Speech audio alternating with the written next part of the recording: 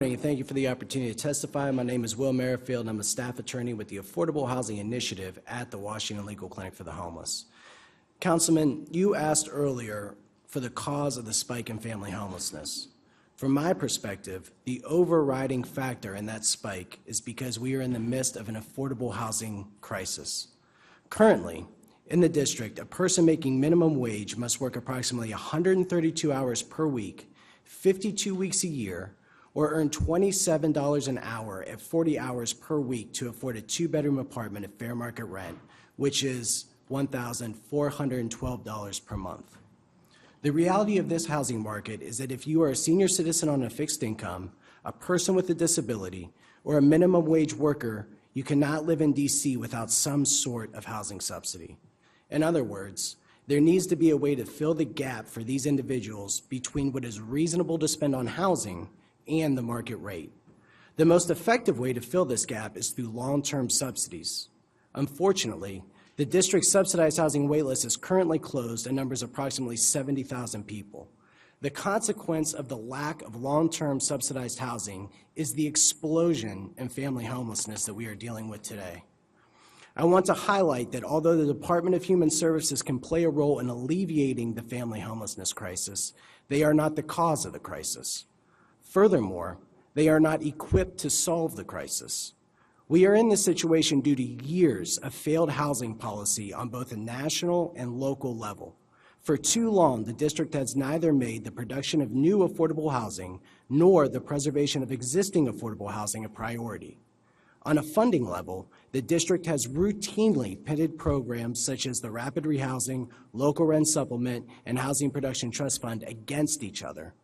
On a policy level, the district has gutted rent control through the use of hardship petitions and voluntary agreements, failed to produce deeply affordable units through its inclusionary zoning program, and has essentially given away billions of dollars of valuable public land without getting appropriate levels of affordable housing in return.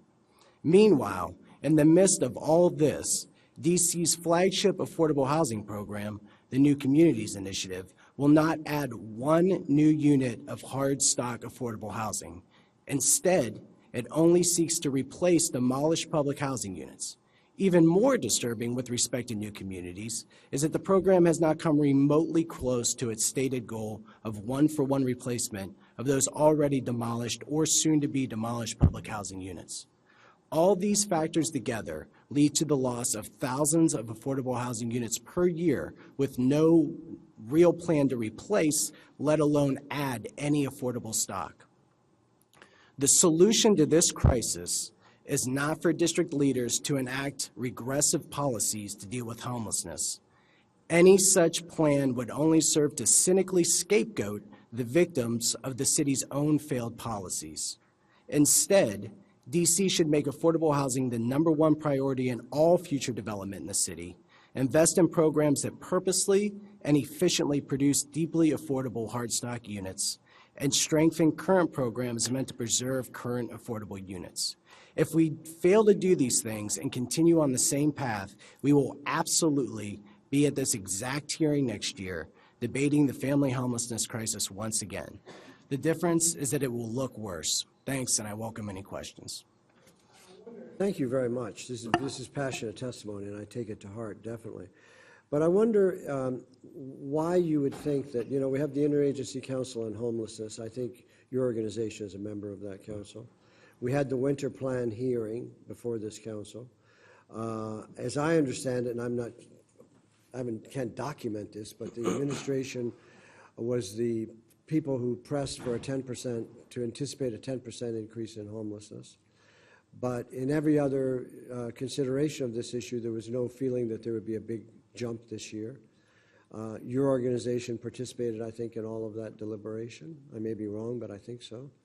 So, you know, I mean, sometimes, you know, you're walking down the street and a cement block hits your head, or, you know, or a bus goes out of control and knocks you down. I mean, I don't know, you know, we could have emptied more units at DC General. There's no question about that in my mind.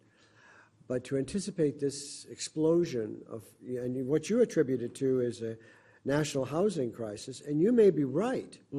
You may, let me just finish and then I'll hear you out, no question about it. But The fact of the matter is that we should, if this is a national housing crisis explosion, then next year we'll have another 440 families seeking housing. I think the part about, you know, people not anticipating the need, I can't speak for other folks or even other people in my, you know, organization, but I don't know why the need wasn't expected, because it's a matter of mathematics. I mean, if median market rent for a two-bedroom apartment is $1,400, and a bunch of people, nobody making a minimum wage job is going to be able to afford a market rate unit without a long-term subsidy. And there's 70,000 people on the wait list for those long-term subsidies. I think they're pulling people from 2002 right now. So people have been waiting over 10 years to get off that wait list and get those long-term subsidies that they need. And if they don't have those subsidies, I mean, people are going to be a DC General. It's DC General or give people subsidies. Low wage, minimum wage workers cannot live in the city without a subsidy. I mean, that is the hard reality of this. I don't know. And like I said, I mean, it's not brain surgery. It's simple math, you know. Market rate housing is too expensive in this city for people who are not making a lot of money to be able to live here. And we do a decent job of creating housing for people at 80% AMI. Unfortunately, people at 80% AMI don't need affordable housing. They're able to pay market rent, but they're the ones who get plugged into most of the affordable housing units that get created.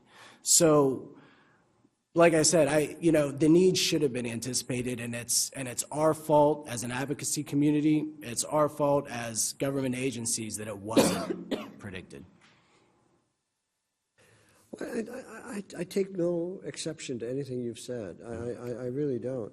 But I think that this had a quality to it, this explosion of demand had a quality to it that clearly was not anticipated. It clearly wasn't. And maybe it should have been anticipated. But if you compare, I believe that our numbers in terms of homeless families actually declined, not much, but a little bit in the prior year. So to go from a small decline to an explosion, you know, and that's why I have been asking this question, because I'm trying to find out for myself what caused this, I mean, and why we didn't anticipate it. And honestly, I would encourage, folks to go down to eviction court any day of the week. Go down to where? Eviction court any day of the week, and you'll see. I think that's called landlord-tenant. Landlord-tenant court, and you'll see a room full of people, and it's a big courtroom. You know, you'll see a courtroom full of people in their work uniforms, sitting in eviction court, trying to stave off eviction, and it's all for non-payment of rent. I mean, that is the issue. It is an affordable housing crisis. It is, and you know, a lot of people want people evicted because this is a red-hot real estate market. Absolutely. Maybe not in every single block of the city, but I know in every single block of Ward 1 it's a red-hot real estate market. Absolutely. And people are seeing the opportunity to make a lot of money. And I mean, that goes to the point about the gutting of rent control through these voluntary agreements and hardship petitions. well, I was before an ALJ on the voluntary agreement issue. I have introduced legislation on the voluntary agreement issue. I mean, I don't understand why someone has to be guaranteed 12.5% It makes no return sense. on an investment. Who wouldn't want that? I mean, It makes no sense. You should see my bank statement from Bank of America on my savings account. You And know, the thing that's even I more think I owe them money every day. right. And the thing that's even more insidious about that is that, I mean, landlords, I feel like if you're an intelligent landlord, you file a hardship petition saying that you're not getting a 12% rate of return. 12.5, I think. 12.5 rate of return. And, you know, you get a conditional increase after 90 days if the case isn't heard. I know you know that. I know so, it. So but some of us here have been fighting these things. You've Right. been fighting them. I've been fighting them. You know, I led the last effort to strengthen rent control. I strengthened the Tenant Opportunity to Purchase Act. I strengthened the repair statute in terms of what happens to tenants.